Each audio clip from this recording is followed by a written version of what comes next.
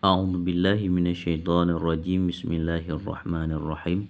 Qala al-musannif rahimahullahu ta'ala wa nafa'ana bi ulumihi amin ya rabbal alamin.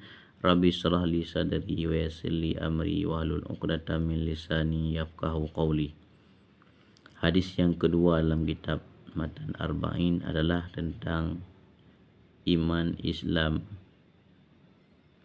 dan ihsan.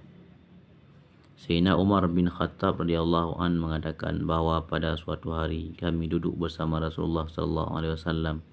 Tiba-tiba datanglah seorang yang berpakaiannya putih, rambutnya hitam, bekas perjalanannya tidak terlihat dan tidak seorang pun dari kami yang mengenalnya. Kemudian dia duduk di dekat Nabi sallallahu alaihi wasallam. Lalu dia menyandarkan kedua lututnya pada lutut Nabi sallallahu alaihi wasallam dan meletakkan kedua telapak tangannya di atas kedua paha Nabi sambil berkata, "Wahai Muhammad, beritakanlah kepadaku tentang Islam." Rasulullah sallallahu alaihi wasallam bersabda, "Islam adalah kamu bersaksi bahawa tiada Tuhan selain Allah dan sesungguhnya Muhammad adalah utusan Allah.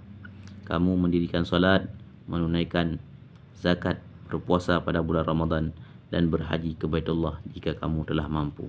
Dia berkata, "Benarlah kamu." Kami heran padanya karena dia bertanya kepada Nabi SAW, tetapi dia membenarkan jawaban beliau. Dia pun berkata lagi, "Beritakanlah kepadaku tentang iman." Beliau bersabda, "Kamu harus iman kepada Allah, kepada malaikatnya, kepada kitab-kitabnya, kepada rasul-rasulnya, hari akhir dan qada yang baik maupun qada yang buruk." Kemudian dia berkata, "Kamu benar." Dia berkata lagi, "Beritakanlah kepadaku tentang ihsan."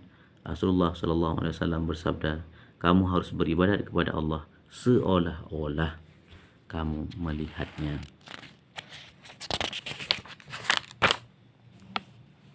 Dan jika kamu tidak melihat dia, sesungguhnya dia tetap melihatmu.